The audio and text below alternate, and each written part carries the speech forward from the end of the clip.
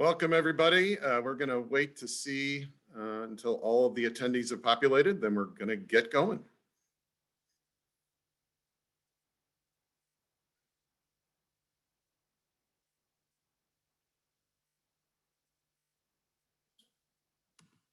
All right. Well, good afternoon and welcome to the first ever CIFF45 Community Engagement Program Information Session. I am Patrick Shepard, CIFF Associate Director, and I am joined by Executive Director Marcy Goodman, Artistic Director Mallory Martin, and Community Engagement Manager Mary Brown. We wish that we could be with you in person today, but all CIFF meetings, events, and programs are remaining virtual at this time. We are basing these decisions on science and community circumstances. And today's meeting replaces what many of us remember as our movie matchup meetings. And please note that we are recording this meeting for people who are unable to join us at this hour.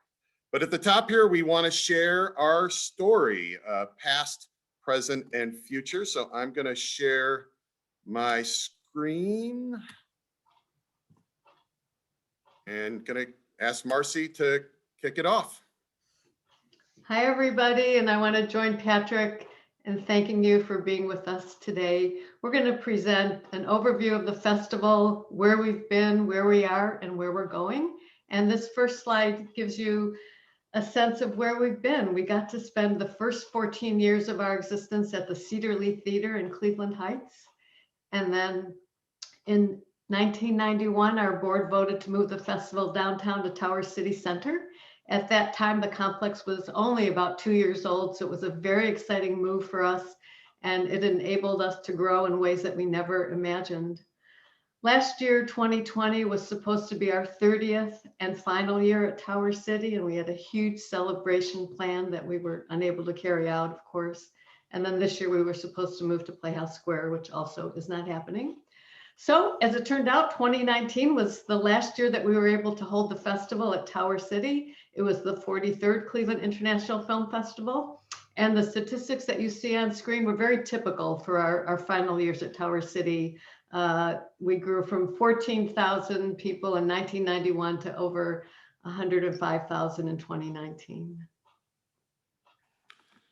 So on March 11th, 2020, Marcy, myself, and our board president, Chris Blake, were summoned to Cleveland City Hall, where we ultimately stood alongside Mayor Frank Jackson, coincidentally, the organizers of the St. Patrick's Day Parade, and a bunch of community leaders in front of a bevy of television cameras and reporters, at which time Mayor Jackson declared his first state of civil emergency in the wake of the coronavirus, and simultaneously canceled the St. Patrick's Day Parade and the film festival. So that was obviously a very devastating blow for us as a staff, our volunteers, our entire film festival family and community.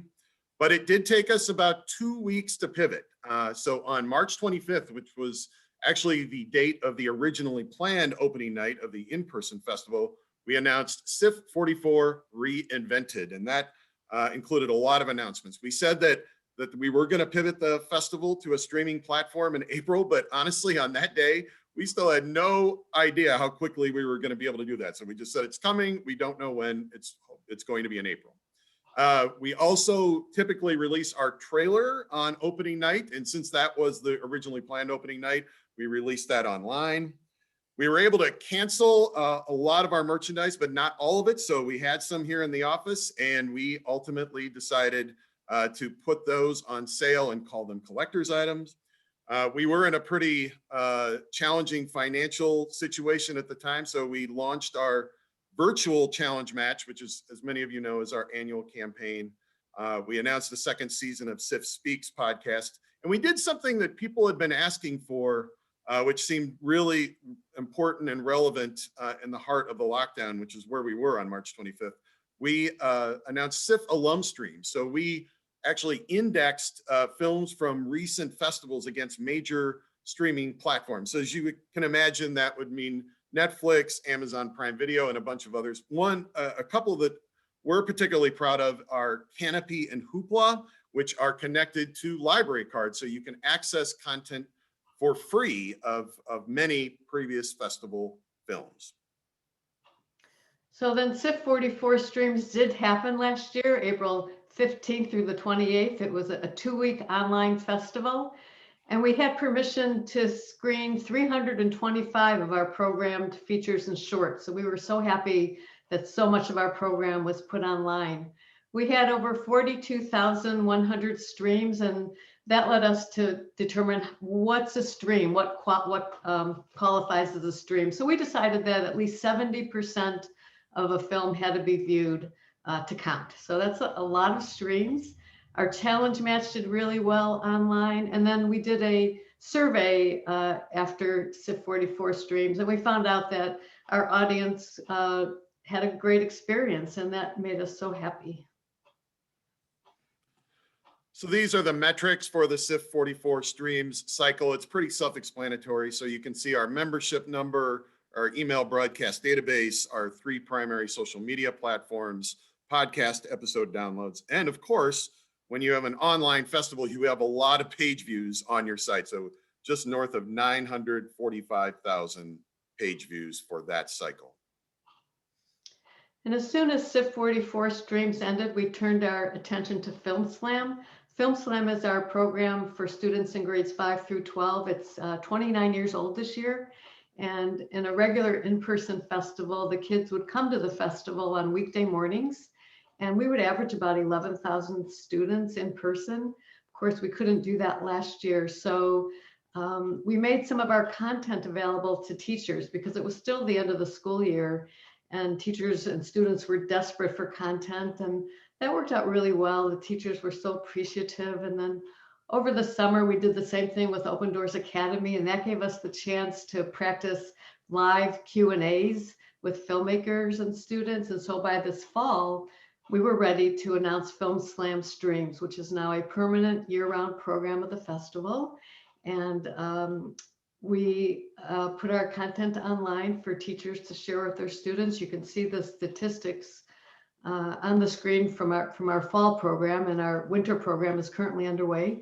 But this has enabled us to go far beyond Northeast Ohio and to reach different parts of the state, which is great. And one of my favorite things about the program is that over the fall, we got to take the kids to 15 countries via the Q&As, which is something we'd never be able to do in person. So it's a really exciting program, and we're just so happy to be able to do this for teachers and students. Of course, 2020 will be remembered for the coronavirus pandemic, but we believe it will also be remembered for our country's reckoning with systemic and institutional racism. And what you see here as a statement that's accompanied by an entire section of our strategic plan goal framework. We are working very much internally to address issues of racism. And through our programming, we've been able to do this for many years. And in fact, leading into the original plans for the in-person festival, we were going to have a Focus 2020 racial equity educational program. We were going to build out an empty storefront at Tower City Center and install an exhibition that had been working its way through Cleveland neighborhoods called Undesign the Red Line. And that was going to help people understand about the horrific ramifications of the redlining policies that were formed by the federal government in the 1930s. And we were also going to have conversations about CIFF44 films in that space. So unfortunately, that was a loss for us when the festival was canceled. However, our friends at the Cleveland Foundation, who produced the Anisfield Wolf Book Awards, and I believe that they might be on the Zoom webinar with us today. So we just want to send our love to them because we so appreciate their work. They invited us to be part of their 2020 Cleveland Book Week because they were putting all of their events online, and they invited us to be part of that. And we ultimately screened 4 feature films and 2 shorts programs focused on racial equity. We were able to have Q&As with all the features. And because it's a core value of Anisfield Wolf to offer programming for free, we were able to offer free registrations. You see that the number there was 2,340. And also, when we started our fall programming last year, we now place a land acknowledgement prior to the start of each screening, and you'll see that at CIFF45 Streams as well. The full text is there on the slide, but and I know that many of us are familiar with this, but essentially acknowledges the fact that the land that we stand on and the place that we call Cuyahoga County is land that was claimed by the United States government through force. And there were many, many people that were here prior to the arrival of the Europeans in the 1700s. Here we are at CIFF45 Streams. It's almost upon us, just 2 months away. The staff spent last summer agonizing over a decision about how we would present the next festival. Would we be able to move to our new home at Playhouse Square? Would we be doing an online festival? Would it be a combination of both? But by the end of the summer, it was so clear to us that based on science and community circumstances, the only option was to have our festival entirely online in 2021. And we came up with a staff statement, a recommendation that we presented to our board. It was approved at the end of September. And then first week in October, we publicly announced that CIFF45 Streams would be online April 7th through 20th, 2021. It was highly unusual for a film festival to make that announcement so far in advance, but we knew we weren't going to change our minds, and it wasn't a secret. And so we made the announcement. Our audience was happy just to know that there would be a film festival, and filmmakers were appreciative to know what type of festival they were submitting their films to. So in April, we will once again be able to screen hundreds of films online, features and shorts, but we're going to be able to do so much more than we did last year, because last year, everything happened so quickly and there was so much we couldn't do or didn't know how to do or couldn't afford to do or all of the above. But over the past year, we've been able to learn from other festivals and figure things out for ourselves. So we know how to do pre-recorded conversations and panels, and we know how to do live Q&As and conversations and panels. And we're going to have online balloting so that we can have our cash awards and just so many other things to make the online festival as robust as we can and just the best possible experience for our audience and our filmmakers. We do see CIFF45 Streams as a bridge to our future. Marcy referenced earlier that we had decided to move to Playhouse Square, which will be our future forever home. And we feel so fortunate as Clevelanders because we look at many peer festivals who their homes are in for-profit movie theaters, which that business is a bit tenuous at the moment. So the fact that Playhouse Square is the second largest performing arts district in the country, it's a nonprofit entity, and it's right there on Euclid Avenue in downtown Cleveland. So we very much hope that we will have CIFF46 in the spring of 22 at Playhouse Square, but we will continue to keep online streaming options as part of our delivery model going forward, because we found so many people were able to participate who had never been to our festival or who had not been to the festival for a long time. So that is essentially our dog and pony show. This is just the last slide of the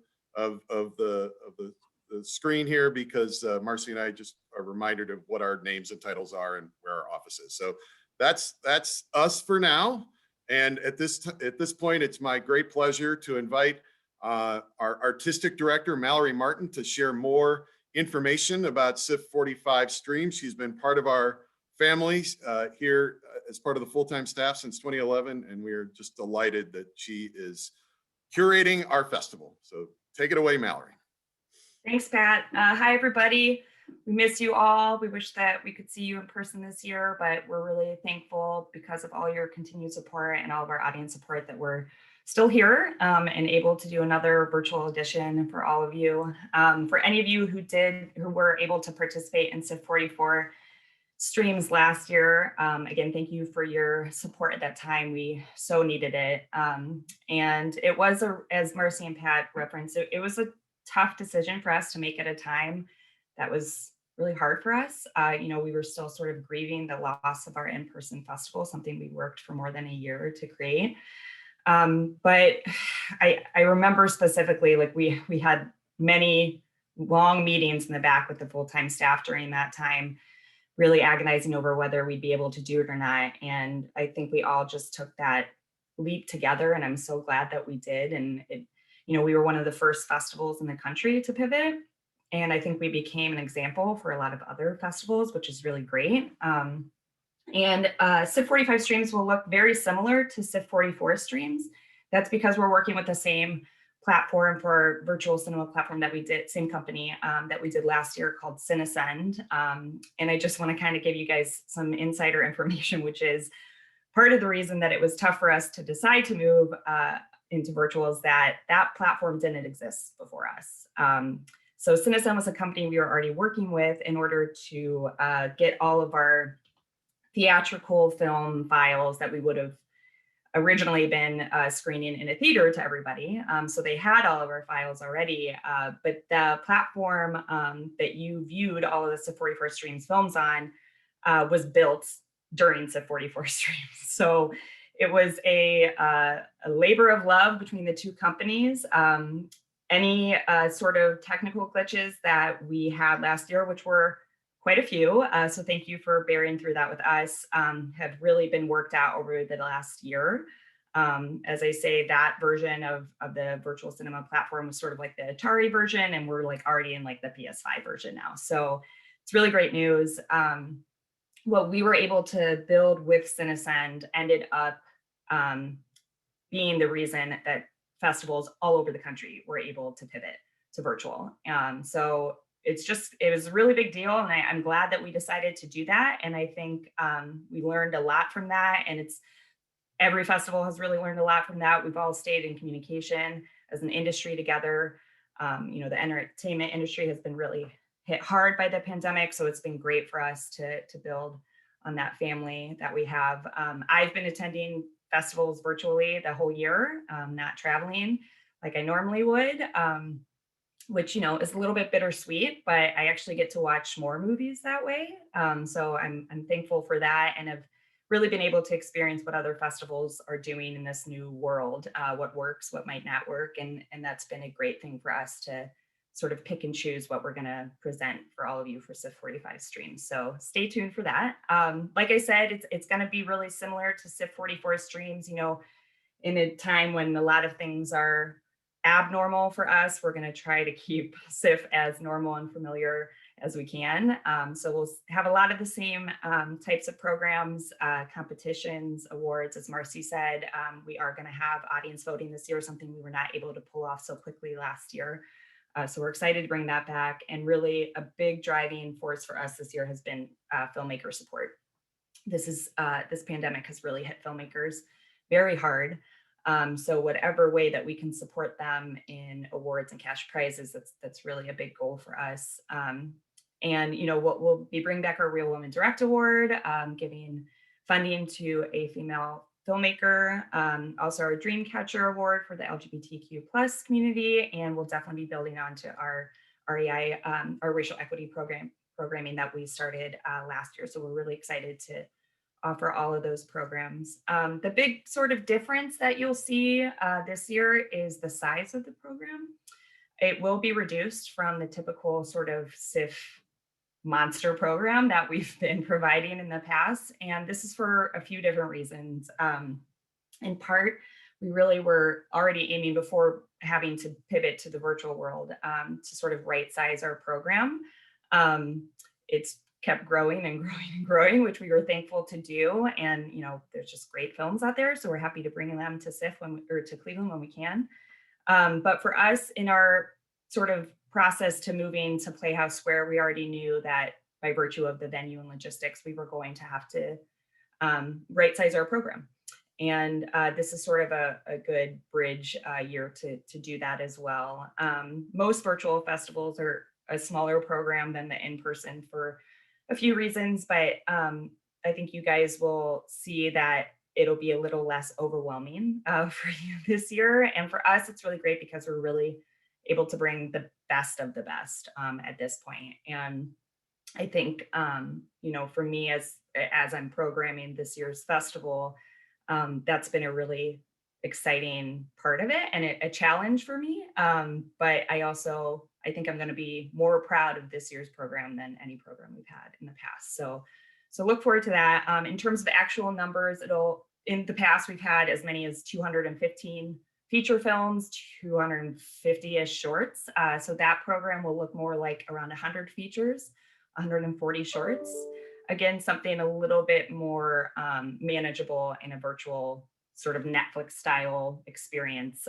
So that is a big change, probably the biggest change I would say. But other than that, it'll just look like a little bit of a condensed version of our festival. And going into Playhouse Square, you know, we're not exactly sure what size the slate will be. It won't be as big as it was at Tower City necessarily, but time will tell what we're able to pull off there. In terms of access to the virtual platform, cinema platform, there's gonna be a couple things that are different from CIFF44, and that last year we had to restrict it to Ohio access only, and that has kind of evolved in the festival industry this year. So a lot of festivals, even regional ones, are trying to make them available nationwide, and that's for, you know, our CIFF audience that aren't necessarily in Ohio. But because of that, the majority of our program will be available nationwide. However, there are going to be a handful of films that have a little bit more restrictive access. Some of these are, you know, bigger premiere films, for example. All of this information we'll be sure to include on our website, on the films pages. Some of that could look like just access in Ohio, or maybe just a regional access in between states of Ohio, Pennsylvania and Michigan, for example. But again, we'll be making sure that everything is clearly communicated on our website. We are aiming for as much of an on-demand festival again this year, similar to CIFF44, which basically means that they're not the typical scheduled screenings that you would see at Tower City. Most films will be available the whole length of CIFF45 streams, the whole 2 weeks, so you can really choose when you want to watch what. There will be a handful of films that will have scheduled screenings, obviously, or sort of bigger event screenings will be that model, and we'll include all that information as well. But you'll sort of have the luxury that we have with CIFF44 in terms of being able to watch what you want, when you want, which is really nice. And then the one sort of piece of that too, though, and this comes from the world of distributors and keeping some restrictions on the access to their films, is that every film in the festival will have a cap of views on it, which is, you know, very similar to the in-person festival. We only had so many seats in the theater. So that will transfer over to the virtual world, but we do have, we are working on having large enough caps to where we're not concerned about films being sold out quickly, but we will be encouraging everyone to sort of make their lists of what they want to watch the most, and make sure that you put that at the top of your list. It's the same way that I experience virtual festivals. And we'll be communicating anything along the way that could potentially sell out. For example, last year we had the same sort of number in mind of caps for CIFF44, and there was only one film that actually sold out. So I think that that's a good sign to make people feel a little bit more comfortable about that. As Marcy said, we are a big change for this year too is the audience engagement. Filmmakers are just so eager to engage with audiences without, you know, none of them created their films to be premiered online. You know, they all wanted that theatrical experience and being able to share that with their audiences. So we're gonna try to give them that whenever we can. We're still in the process of building out what that will look like, but there's gonna be lots of different sort of options and new things that we've never even done in person before. So we're really excited about that, and it's our chance to connect with all of you as well. Like I said, we miss all of you guys, so you'll definitely still see a lot of the same festival faces along the way. Because the actual films are going to be on demand, we will be creating a sort of schedule of the Q&As, for example, that we'll be doing, or panels or roundtables or things like that, that you'll be able to follow along with. And so you can kind of still feel like it is a normal festival. And that'll be really fun too. So look forward to that. The other thing that I was going to say, actually one of the last things, is A big goal for us this year is to make our virtual festival as accessible as possible. So that comes in two forms. One with films themselves. There's a big push in our industry to make films more accessible. So we are asking for closed captions or subtitles for as many films as we possibly can. And we're hoping that some films will also have audio description for the visually impaired. All of that information will be listed on our website as well. And likewise, we're going to try to make all of our bonus content or filmmaker conversations and all that as well accessible to as many people as possible. And we'll be everything that we'll be doing, whether it's live or not, in terms of audience engagement, will eventually live on our YouTube page too. So if you miss it while it's happening, you'll be able to catch up as much as you want. The festival itself, the sort of schedule is a little bit different this year too. So, we'll still have our opening night ceremony on April 7th. And then, like we said, the 2 weeks of the festival, we will be doing our closing night ceremony a little bit earlier than we usually do, which will be on April 17th, at last Saturday of the festival. And during that time is when we'll be announcing all of our award winners. And then you'll have 3 days after that, after we announce our award winners, to catch up on films that you still want to watch. Those are sort of our binge watching days that we're going to call it. And this is the first time, I would guess, maybe in CIFF history, that we've announced award winners before the actual festival's over. So this will give you all a chance to catch up on those if you hadn't been able to see them yet. The only other thing I'm going to say too is, in addition to all the scheduled sort of audience engagement stuff that we're going to have, is we encourage people to still connect with each other and try to create watch parties when you can, watch with other people that you know and engage that way when you can. We still definitely want this to feel as much like our film festival as we can. So I think that's it from me. I just want to thank everybody again and look forward to CIFF45. Thank you, Mallory. Thank you, Marcy. Mary and I are going to take it from here. And let's get to the reason why we're all here, the community engagement program of CIFF45 Streams. If you'll just give me a second here, I need to do this. Okay, again, we've never done this before, so thank you for being patient with us as we are kind of blazing trails here. All right, so the community engagement program has been an important part of CIFF for more than a dozen years. As you may already know, the program builds and strengthens partnerships with other nonprofits by connecting them to festival films, which are relevant to their mission and work. The partnering entities agree to publicize festival films in exchange for promotion via our online platform. And I want to underline this. This is something that's been in place for many years, but just that for-profit entities, for-profit businesses, colleges, universities, media institutions, medical institutions are not eligible for participation in the program. We do welcome cash sponsorships from those establishments. But as you also know, in-person movie matchup meetings have taken place in recent years in an effort to share a confidential list of feature films that were tentatively slated to be included in our festival. And we are not able to share that list virtually because of the sensitive nature of the programming information.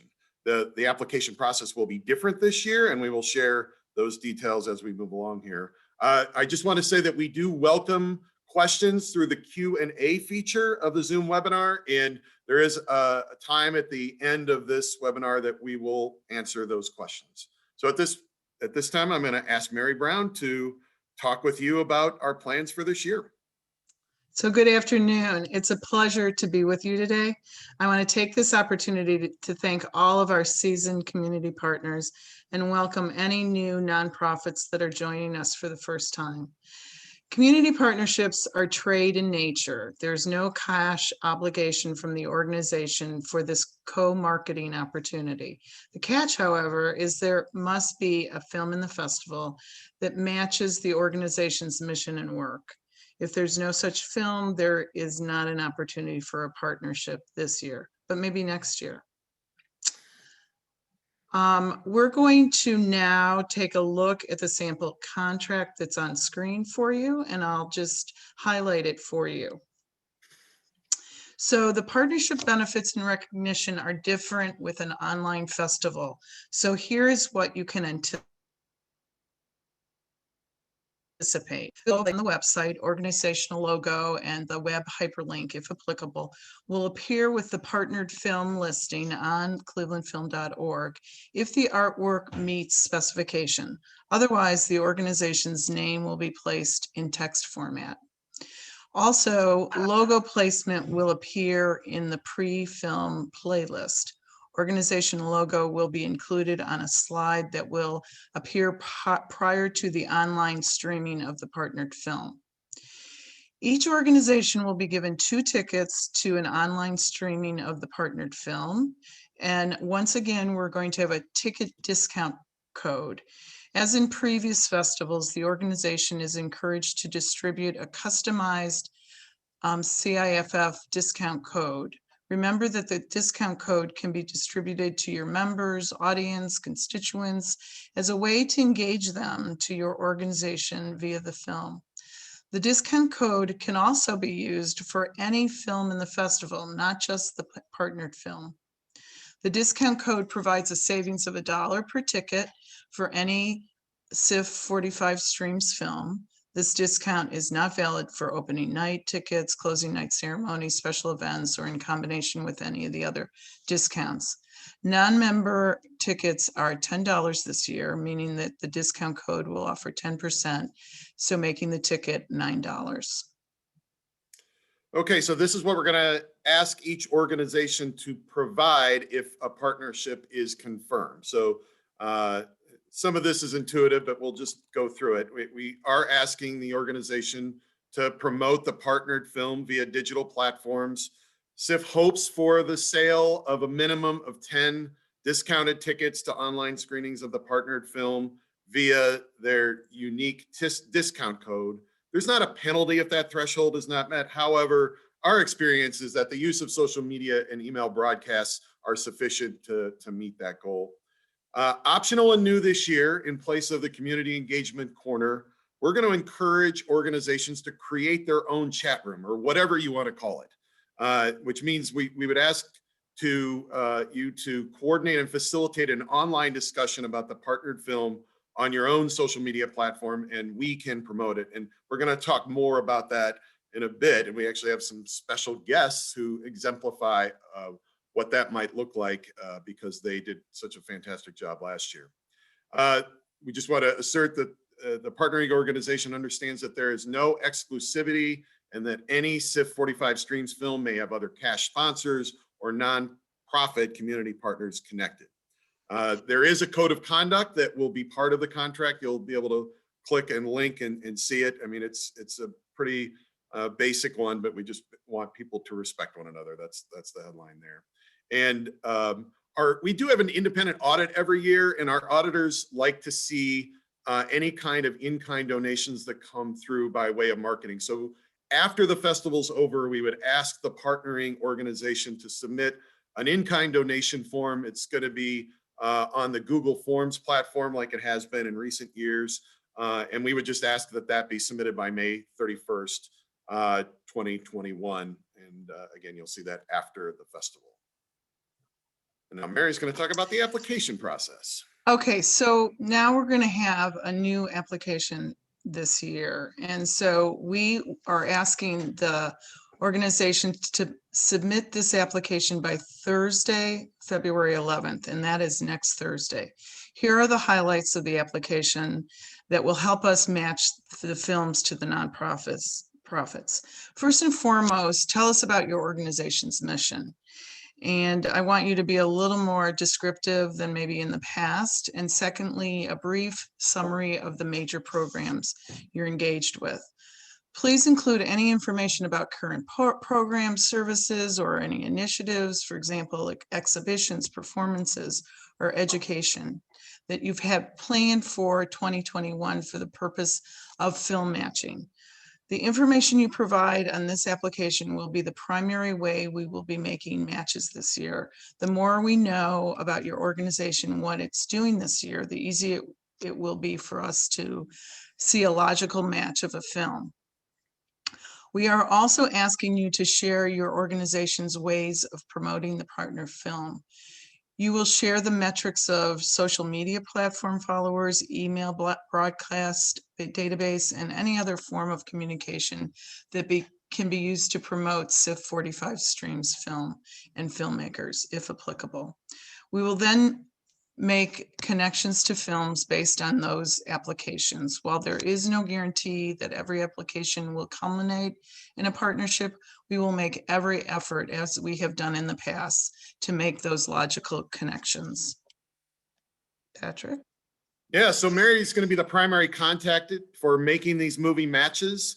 You're not going to be automatically assigned a film, and she will contact each organization when we have a potential match. If both parties agree, we will send a contract. We're using the online DocuSign platform this year to make it a bit easier in this virtual world. So now we're going to take a look at some important dates. Mary already mentioned that the application deadline for submission is next Thursday, February 11th. And since our programming window is a little later than it is, we won't be confirming partnerships until March 5th. And there will be some partners that will be confirming in late February, but just know that that we're still confirming films at this point, and we want to make sure that we have a sense of the vast majority of what the options are before we start making matches. On March 12th, that's when the program is going to be unveiled to the world on our website. So we're very excited about that date. And then the following week on March 19th, there's going to be a downloadable PDF and schedule for any time-restricted films. CIFF member ticket sales begin on the 22nd. But what's most important to everybody here on this webinar is that on March 26th, that's when general public ticket sales begin. And that's when your unique discount codes can be used to purchase tickets. Obviously, CIFF45 Streams runs from April 7th to the 20th. I mentioned the fact that the in-kind valuation forms will be due on May 31st, and then we will release a digital CIFF45 Streams annual report in June.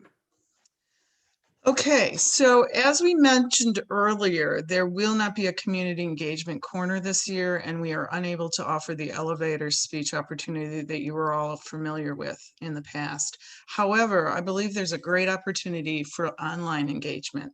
The partnered film is a springboard to engage your organization in the film community.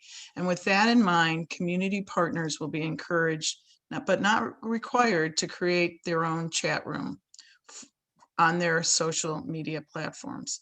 We thought it would be helpful to share a couple of examples of how a few community partners took advantage of social media platforms to promote their films and their organizations during CIFF44.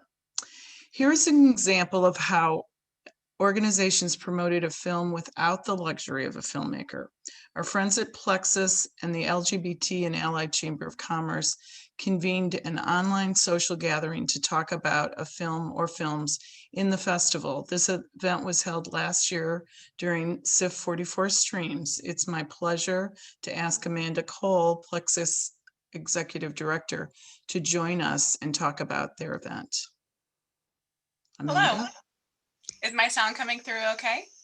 All right, fantastic. So I'm sure that we have Plexus members on this call, and I'm so excited for CIFF45. Of course, you can get in touch with me if you want to talk through anything that I've shared.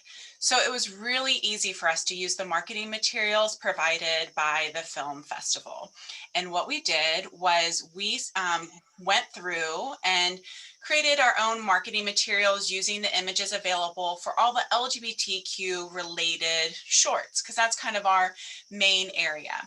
And that's where we also lean into conversations about our community, and we use that as a diversity and inclusion platform.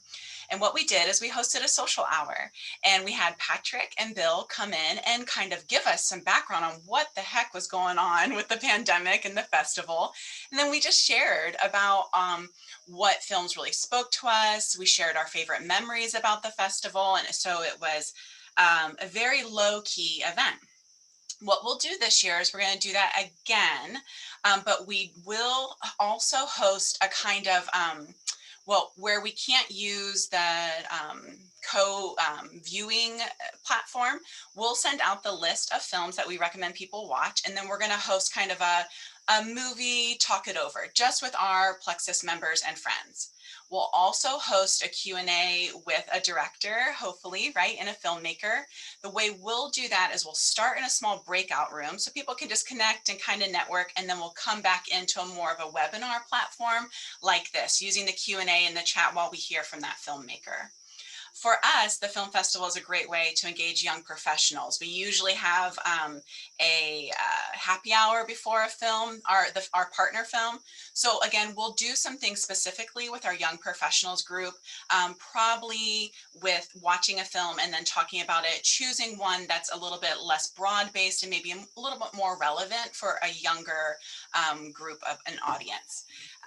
We'll also this time hope to put it on Facebook Live. So there's apps like StreamYard in which we can have a meeting happen on Zoom, and then also it can go out to our other social media platforms. So we'll attempt to do that this year when we have our director Q&A, so we can amplify what's happening with the festival and reach a broader audience while still having the kind of interpersonal networking that we're so well known for. Oh, thank you so much, Amanda. Great to have you here today. Thank you. So another way to create your own chat room might be a conversation with a filmmaker. While we cannot promise this for every film, we plan to connect community partners with filmmakers who are interested in having an online conversation. I'd like to ask Stammy Paul, president and founder of Graffiti Heart, to talk about her interview with Selena Miles, the director of Martha, A Picture Story from last year. Stammy will be accompanied by the amazing Luz Pilot. I think you're muted, Stammy. Okay.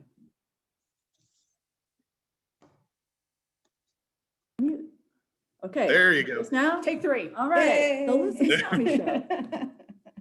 So thanks for having us on. And yeah, so first of all, thanks to CIFF and the great opportunities for nonprofits like Graffiti Heart to be able to really be involved and participate in your efforts. Last year, again, commend what your organization was able to do in pivoting with the pandemic and really bringing a different experience to the audience.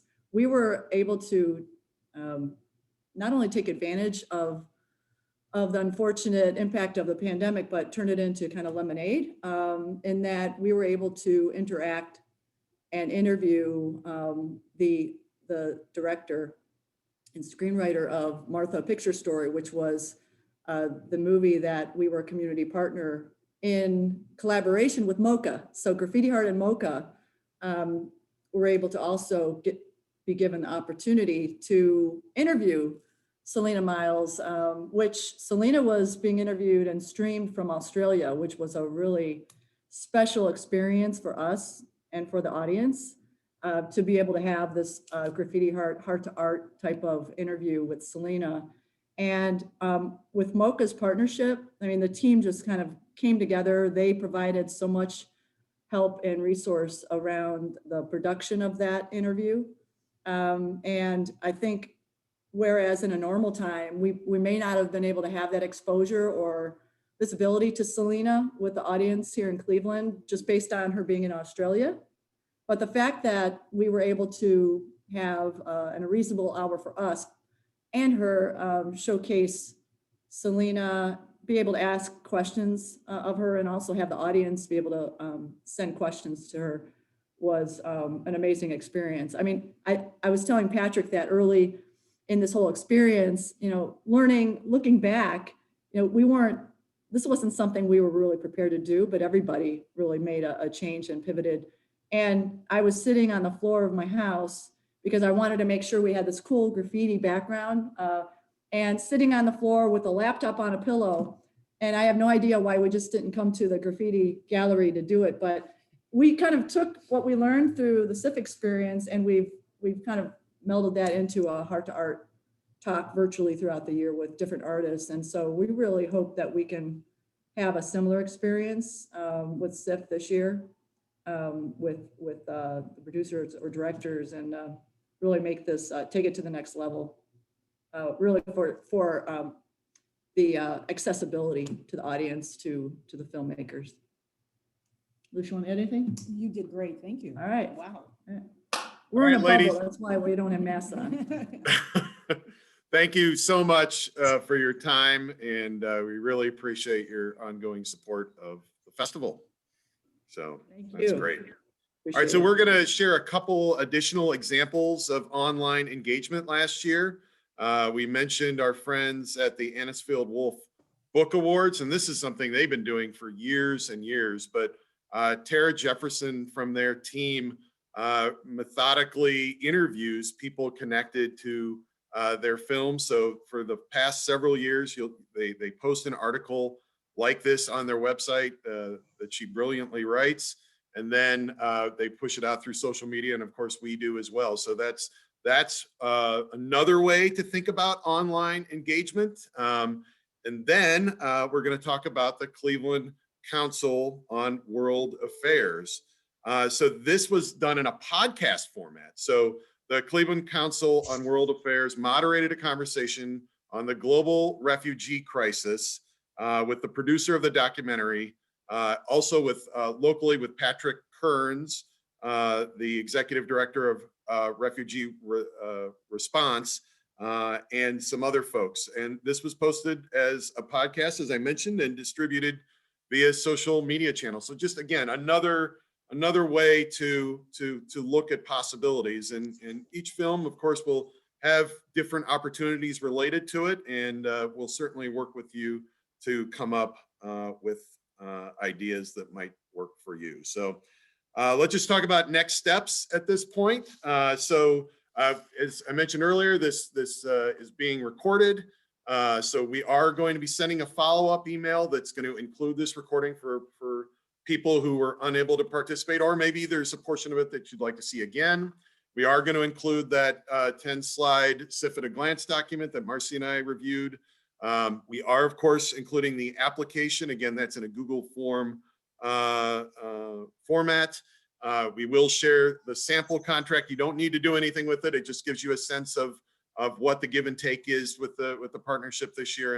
And the other thing you don't need to do anything with yet is the sample in-kind valuation form, which for confirmed partners, we will resend out after the festival concludes. And that will also be in a Google Forms format. You can tell we like Google a lot. And as we mentioned a couple of times, the application deadline is Thursday, February 11th, a week from today.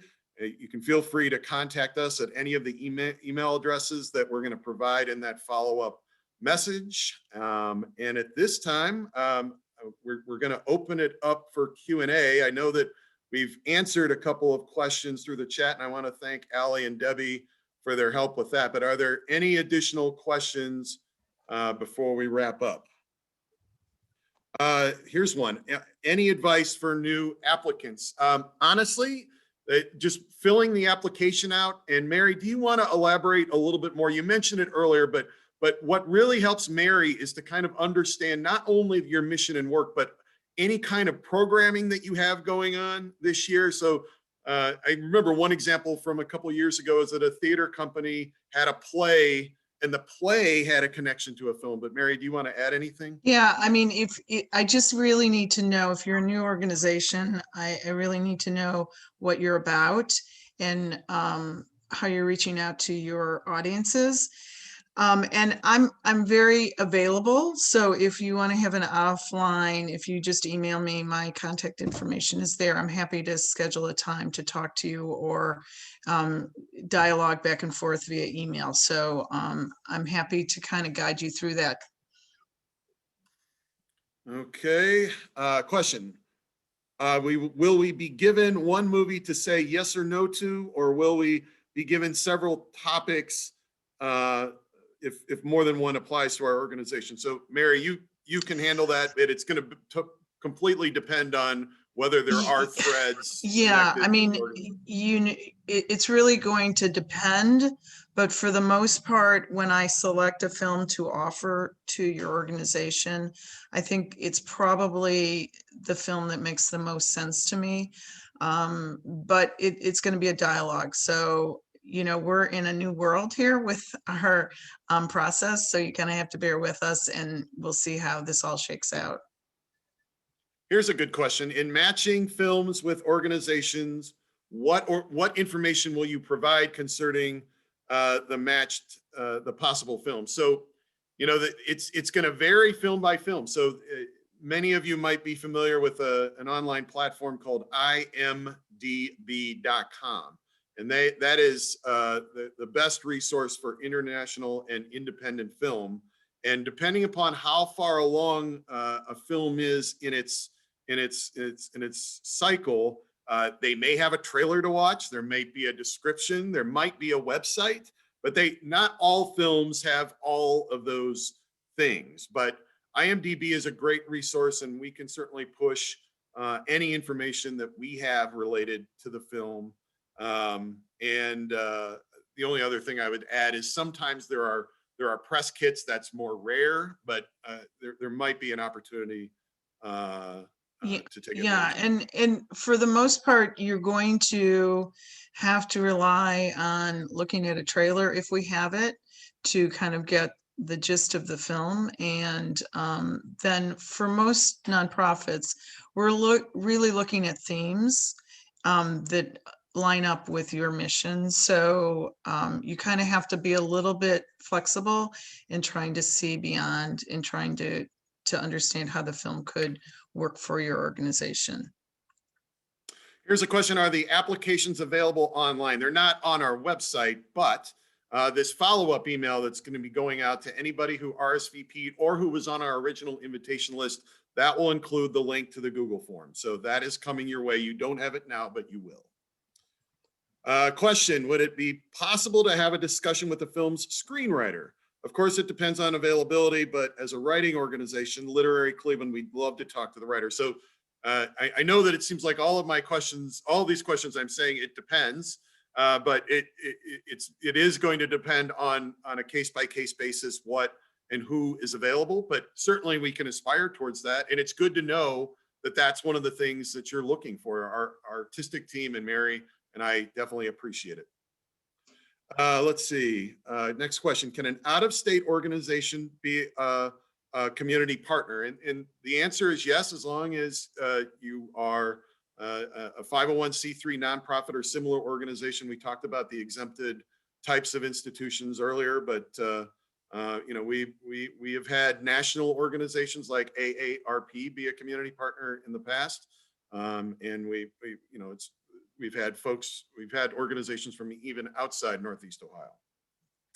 Question, is there content we aren't allowed to share about the film the organization is matched with? So that's a good question. So if you remember back to that March 12th date, that's when we release everything to the public. And up until that date, everything is embargoed. So of course, if we confirm a film with your organization, you can share it with key people on your team, but we ask that you respect the embargo. You don't talk about it, post anything about it publicly until our website goes live on March 12th. And the great thing about the website is you are going to have your own unique link that will link directly to the film page so people can easily find it and learn about the film that you are supporting. And of course, people can buy tickets. You will have that unique ticket discount code so you can help them save $1 off the $10 ticket price. But March 12th is the date of the release. And up until that date, all programming information is confidential and embargoed. Let's see. So we're getting a question about the Cleveland Hungarian Development Panel, which has always been matched with a Hungarian film in the past. Might be matched with a non-Hungarian film this time. I mean, I think we just need to see where the program is in a couple weeks. Again, it's still very early. I mean, obviously our preference is that it's something that ties directly to your organization. So we will know more as more films confirm throughout the month of February. All right, let's see if we have any additional questions. Okay, so no additional questions at this time. So we want to thank all of you for sharing part of your afternoon with us. Most of all, we are grateful for your interest in our Cleveland International Film Festival, and we look forward to connecting with all of you at CIFF45 Streams, which will take place entirely online between April 7th and 20th, 2021. And as I mentioned earlier, look for a follow-up email that's coming your way with all the information that we talked about today. Have a great day. Thank you.